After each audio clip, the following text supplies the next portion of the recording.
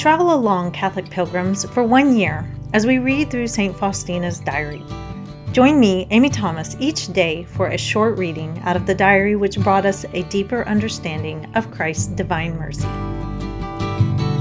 Hello, Catholic pilgrims, and welcome to day 263 of our readings from St. Faustina's diary.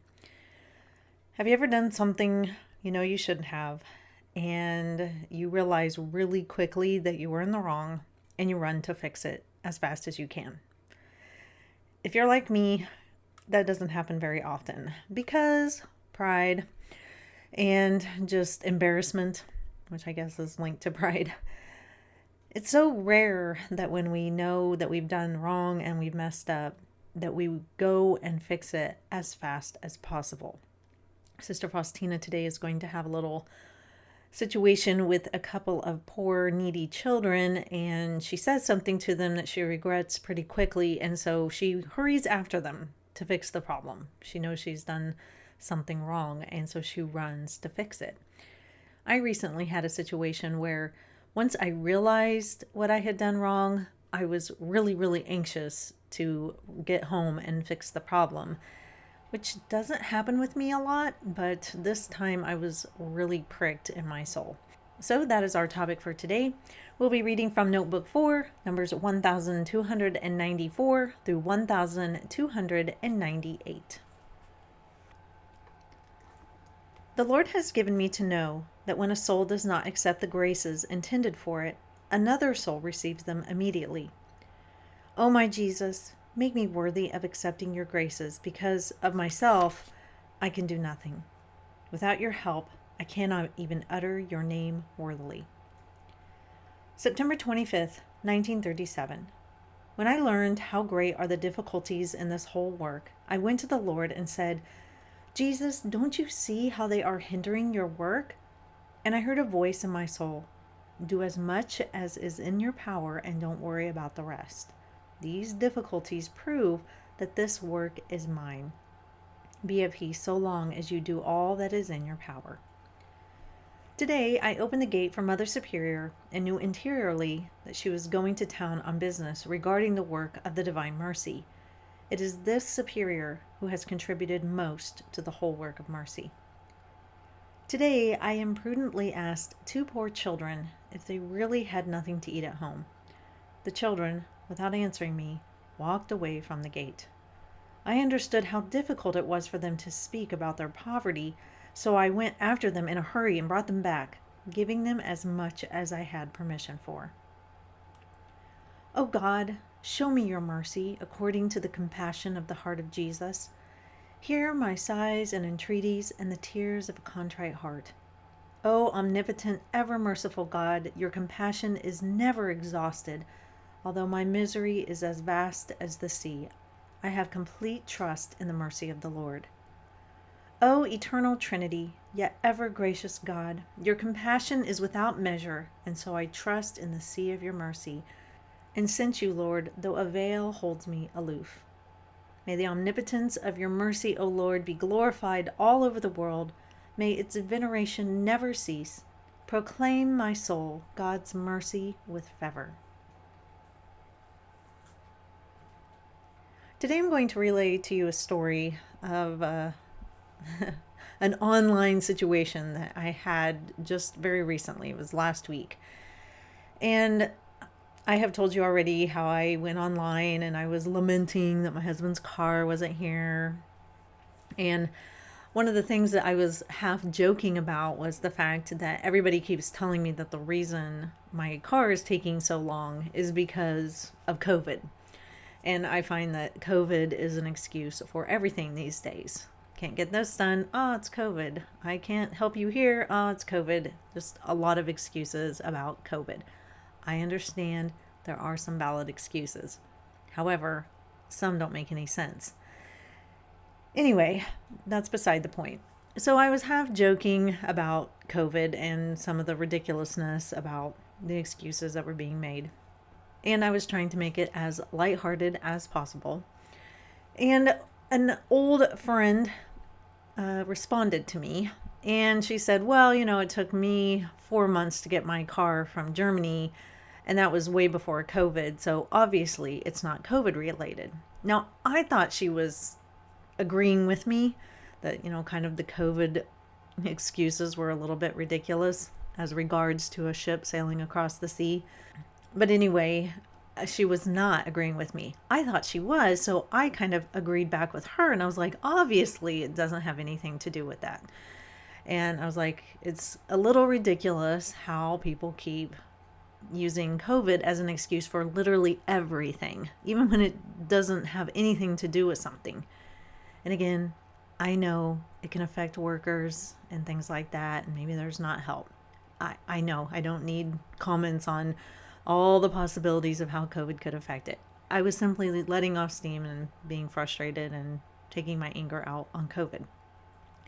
Anyway, she responds back with a very snippy remark to me. And then I understood that she was not agreeing with me and that we were not seeing eye to eye on this topic whatsoever. And I was really irritated by what she said. And it was clearly a poke at me. And so she poked me, and I went for the full punch in the face. I was furious with what she said. And I went on my diatribe monologue for her and I told her how it was. I didn't call her any names. I didn't say anything. I just let off a lot of steam, let's just say. I didn't feel really bad about it because we weren't ever really close friends. She's more of an acquaintance. We knew each other years ago when we were stationed together. We've really had nothing to do with each other since. We're very, very, very different people in a lot of ways. And so I wouldn't say that we were ever really good friends. And so it didn't really bother me that much at the time that I was kind of lashing out on her. And so then, I told you in a previous podcast that I was at church and God really pierced my heart about how ungrateful I was being about the car situation. And he also told me that I needed to apologize to this woman who I'd known years ago. And I was like, oh, really? And the Holy Spirit was like, yes, really. And I was like, yeah, but she started it. And the Holy Spirit's like, Amy? And I was like, what? What? She started it. I was just doing this as a joke, and she poked me, and I'm sick and tired of this kind of stuff. And the Holy Spirit was just like, Amy? I was like, oh, you're right. You're right. Okay. And as soon as I, submitted to God's will and did realize that how I went about talking to her was not good, I was very anxious to get home to write her and apologize because I wanted to fix it. One thing is she's not a believer. She's an atheist. And I was like, oh gosh, there I am, the Catholic, lashing out at her. And that looks really bad. And she's very, very, very liberal on the very far liberal spectrum. And I'm a conservative. And I was like, oh, I just played right into her hand, and she's going to see me as that unfeeling, uncaring Catholic conservative. And I was like, all right, I will apologize. And so as soon as I got home, I got online and I was like, hey, I want to apologize for the way that I lashed out at you. It was wrong of me, and I've been just frustrated with a lot of things since we moved back home. And, the post was meant to be kind of just half funny, half letting off steam. And I should not have lashed out at you. And I do apologize. And I could have handled that better. And she didn't answer for a long, long time. Like, she gave it an entire day. And I was like, yeah, well, okay, I guess she's not going to say anything, which I understand. I get. That's fine. But then she did, and she said, you know what, we're all good. I know there's frustration all around, and I was upset by your post because of this reason. And that's why I said what I said.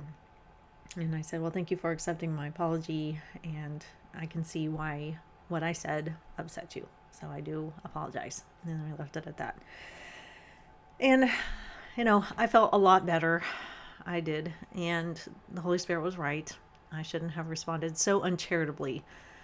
I'm glad the Holy Spirit got through, because prideful Amy would never have apologized. And so I know that's the Holy Spirit, because I don't like doing that. So why I'm telling you this is because today Sister Faustina, she has this encounter with these two children, and she's meeting them at the gate, and they came to her and they're asking for food. And it must be that she is doubting maybe that they're really hungry. And so she says, I imprudently asked two poor children if they really had nothing to eat at home. And those kids don't say anything. They just walk away. And then she's like, oh, that was wrong to say. It may be very hard for them to talk about their poverty, and here they are coming, and that has to be so kind of humiliating. And here I am questioning them. And so I love her response. It's one of, I want to right this wrong right now. And so she hurries after them. She brings them back to the convent, and then she gives them as much as she's allowed to do. And that should always be our response when we come to the realization that we've done something wrong. And once the Holy Spirit gets its way into our mind and says, hello, hey, it's time to fix this, that should be our response. Oh my goodness, yes, I need to fix this. And gosh, for me, the pride thing always gets in the way. Like I told you, I was at church and the Holy Spirit's like, yeah, you're going to need to apologize. And I'm like, what?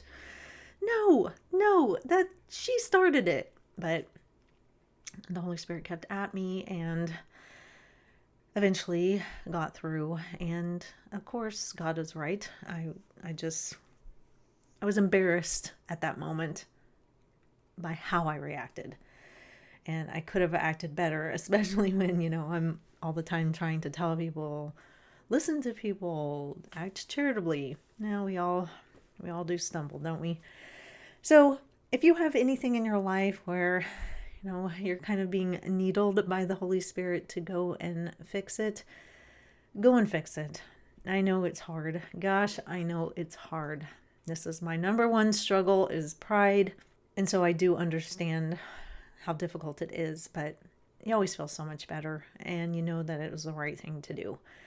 So I would encourage you, if you have something right now in your life where you've done wrong and you need to apologize, or you need to go set it right as best as you can, go set it right. And in the future, once you come to that realization, just go set it right. Even if it's years later and you think, oh, that person's not going to care, or oh, that person's still mad at me, or whatever, just go set it right. It'll make you feel better, and it's the right thing to do. So that is all for today, Catholic Pilgrims. I'll see you back here for day 264. And until then, live the faith boldly and travel well.